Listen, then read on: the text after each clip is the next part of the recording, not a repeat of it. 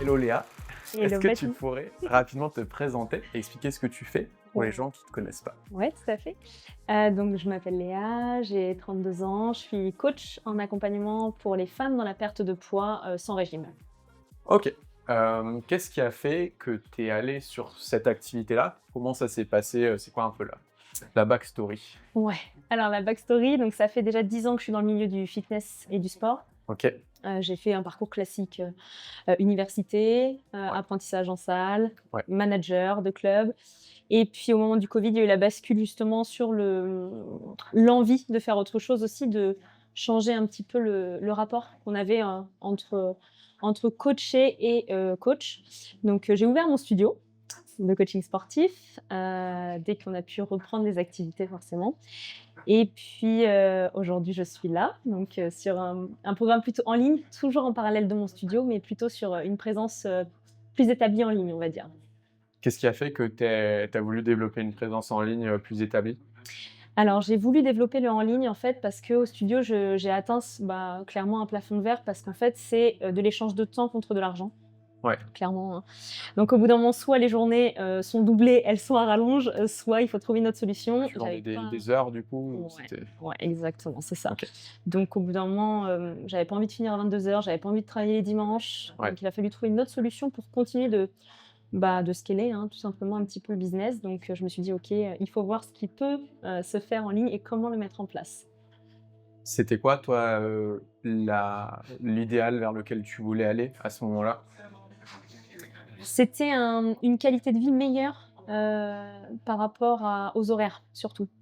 Ok. Au studio, on finit en général à 21:00, 21:30. On travaille plutôt sur des heures sur lesquelles les gens ne travaillent pas. Mm. Donc forcément, ça finit tard. Le en ligne, le point très positif que je voyais, c'était le fait de pouvoir gérer mon emploi du temps, le fait de pouvoir travailler à 17 heures si j'avais envie de travailler à 17 heures et de boucler à 19, tout en gardant ce côté, passion, hein, clairement que j'ai pour l'accompagnement à la femme. Parce que du coup, au studio, le côté passion, il se dissipait du fait de faire trop d'heures Ouais, ou ouais, enfin, comment, ouais, ouais, ouais, comment c'est tu le ça. vivais, quoi? Ouais, clairement. Alors, c'est qu'au bout d'un moment, tu une fatigue qui se ressent parce que Ouais. t'enchaînes, en fait. C'est des demi-heures par demi-heure ou des trois quarts d'heure par Mmh. trois quarts d'heure. Tu donnes pas la même énergie à une personne qui arrive à 15 heures qu'à une personne qui arrive à 20 heures. C'est pas Eh oui. possible.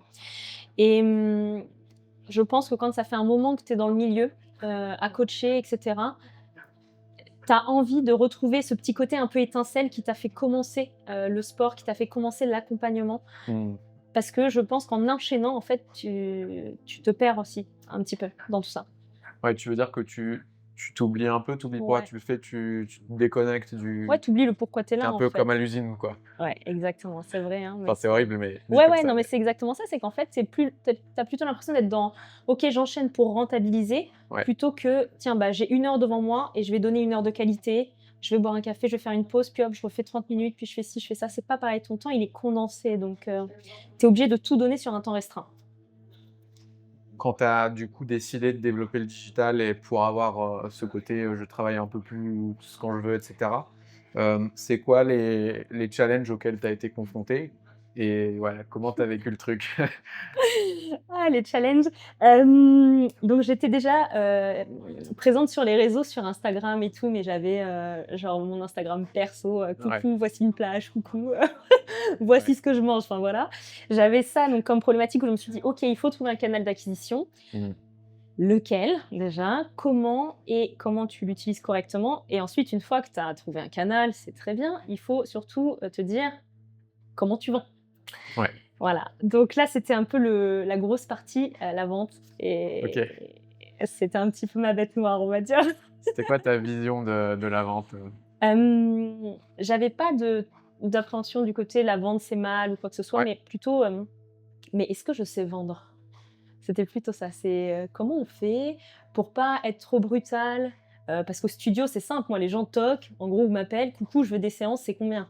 C'était très simple, il y a pas besoin de vendre, c'est tant, OK, bonjour, on se voit mardi, quoi. Là, c'est pas du tout la même chose, c'est pas le même fonctionnement, donc j'étais pas Mmh. très à l'aise avec ce nouveau concept, il a fallu un peu, sortir les rames. Ouais, c'est, en fait, passer de caissière à vendeuse, quoi. Ouais, clairement, c'est clairement ça, ouais. Comment ça s'est passé les premières ventes du coup, quand tu as sorti les rames? Et bah, écoute, ça s'est passé super bien. Ça a été, je parle à partir du moment où j'ai rejoint Capé. OK? D'accord, donc OK, Ouais, j'ai lancé mon programme en novembre et j'ai rejoint Capé en février. OK, Entre novembre et février, j'ai quand même eu des clientes, hein, j'en ai eu une dizaine, mais c'était des filles qui me connaissaient, c'était d'anciennes clientes de ouais. studio, c'était «facile» entre guillemets. Tu as joué Heu, sur ton réseau, mais tu pas ex encore au-delà sur les cercles, c'est ça, c'était une bêta test entre guillemets, ouais, donc ça se lance facilement. Et une fois que j'ai rejoint Capé, ça a été beaucoup plus fluide. Ça a été plus, explicite. J'ai pris une trame, hein, voilà, et puis après je me suis dit: «OK, je peux améliorer ça, je peux faire ci, je peux faire ça, puis je peux mettre ça à ma sauce», et puis à force tu t'entraînes et tu te rends compte que, tu peux vendre sans être dans, le toc toc, «Bonjour, je vous vends un aspirateur», quoi. Voilà. ouais, c'est comment ça se passe aujourd'hui tes ventes, dans ta posture et dans l'énergie que toi tu ressens du moment? Ça se passe bien, alors moi j'ai toujours un pied au studio, donc mes Ouais, ventes elles sont, je fais toujours des appels de vente, j'en ai de plus en plus. OK, Maintenant le temps que je consacre aux appels de vente est aussi, très, fluctuant par rapport à mon temps passé au studio. d'accord. Mais aujourd'hui ça se passe bien, je suis très à l'aise, plus à l'aise avec la vente. Il y a toujours forcément des blocages, hein, sinon on serait pas là. Mais il y a toujours des blocages, mais ça se passe très bien et on y va beaucoup plus en confiance. Donc, on apprend d'autres choses, on voit d'autres choses aussi et on apprend à réfléchir autrement, à twister un petit peu aussi son état d'esprit par rapport à ça. C'est quoi le shift d'état d'esprit, que tu as opéré du coup, là-dessus? Par rapport à la vente, Ouais, ouais, ouais. qu'une vente, elle peut se faire, correctement sans forcer. Donc, que ça peut se faire en douceur et que ça peut se faire, normalement, tranquillement, et qu'en fait, vendre, c'est pas vendre, alors c'est bateau, hein, mais c'est «aider» entre guillemets, tu vois ce que je veux dire? Mmh. Je vois plus la vente comme un truc, vraiment: «Hey coucou, regarde ce que j'ai à vendre, je suis là», quoi. C'est vraiment: «OK, je peux t'accompagner, je peux t'aider». Forcément, ça demande un investissement financier de ta part. Il est de temps. Ouais. Blanc. Voilà. Ouais, c'est sûr qu'on peut avoir des appréhensions au début d'être dans une posture tellement de demande qu'au final c'est assez, c'est repoussant, puis c'est pas agréable Mmh.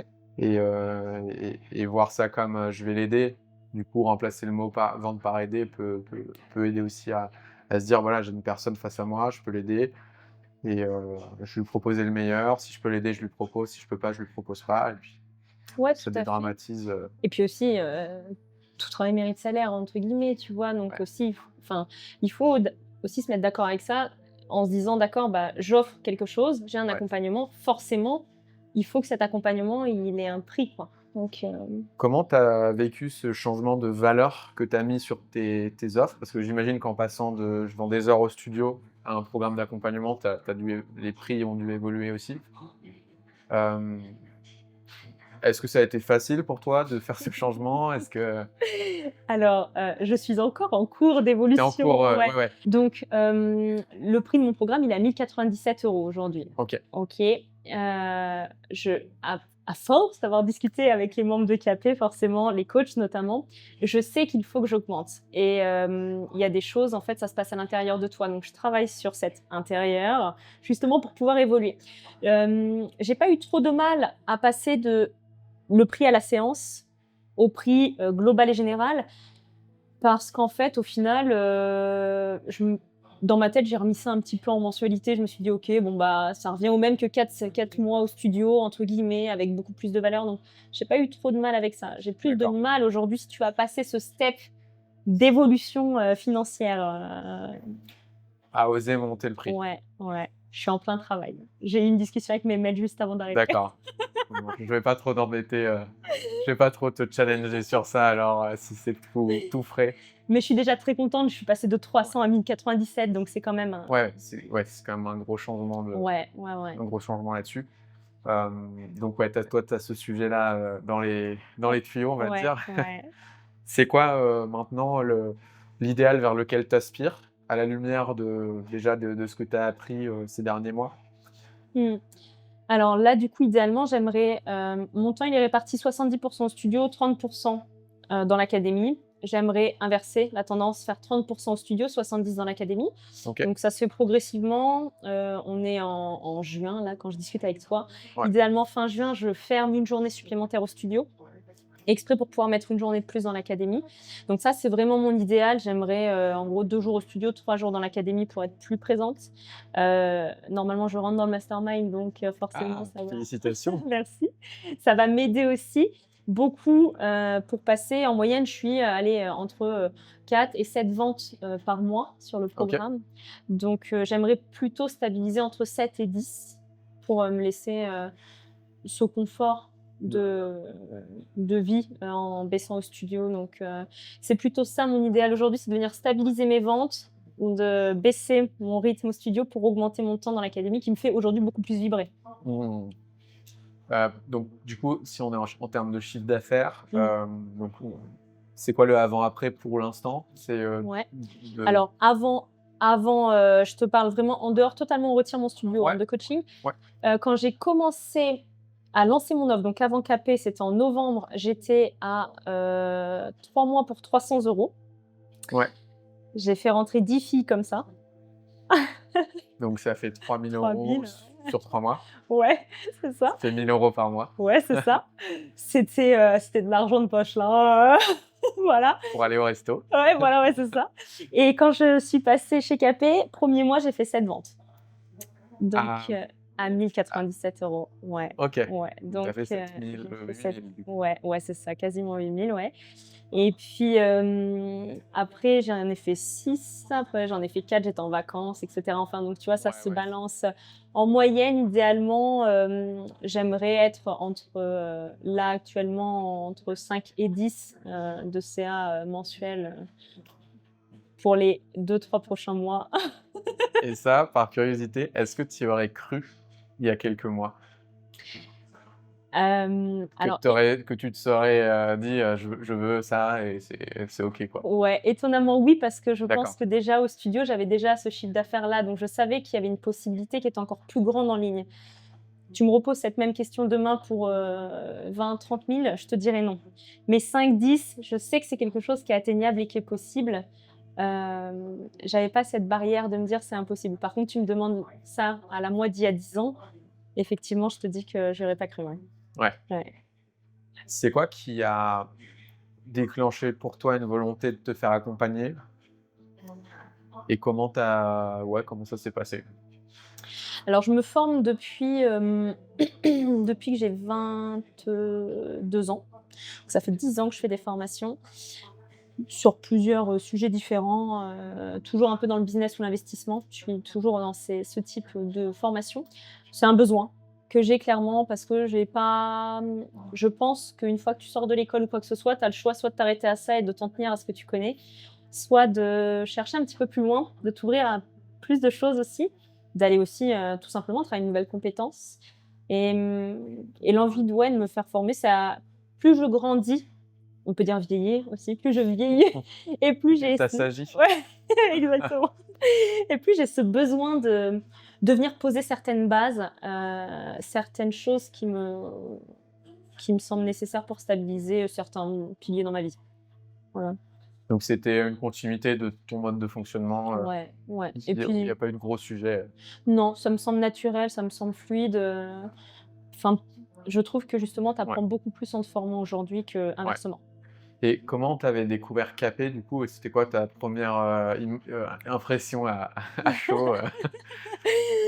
Jérémy, ça fait depuis 2 ans approximativement que je le D'accord. suivais, donc j'avais écouté un petit peu, parce que j'écoute beaucoup de podcasts. D'accord. J'étais tombée sur 2-3 podcasts où il avait été invité, etc. Je me disais, tiens, j'aime bien sa façon un peu cash de parler et tout, je le trouve sympa ce bonhomme, il est marrant, il a une bonne tête, il me fait rire, enfin voilà, c'était voilà. Et puis, avant de rentrer dans Capé, j'ai fait une formation avec quelqu'un qui est assez connu dans le milieu du business. Grosse déception, de l'argent clairement dépensé pour rien, mais bon, c'est pas grave, ça apprend. Et puis là, je me suis dit, ok, en fait, ce que ça m'a appris, c'est ce que je ne veux pas.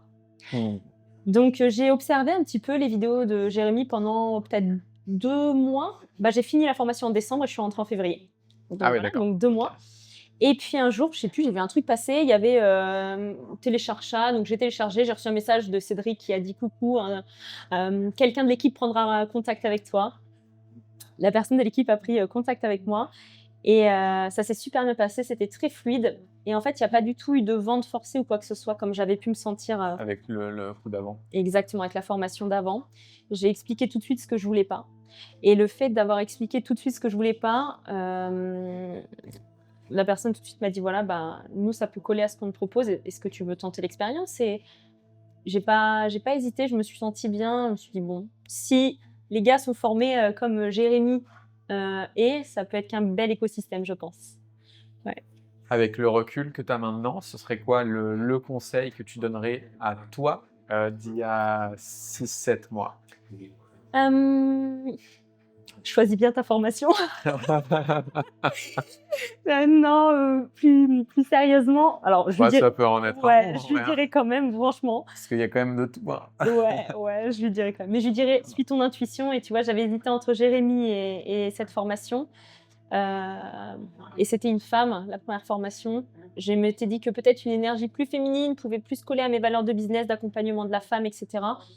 Et en fait, non, je me rends compte que moi, j'ai vraiment besoin d'une énergie plus masculine, un truc un peu plus punchy, quoi. Donc ouais, suis ton instinct et choisis bien ta formation.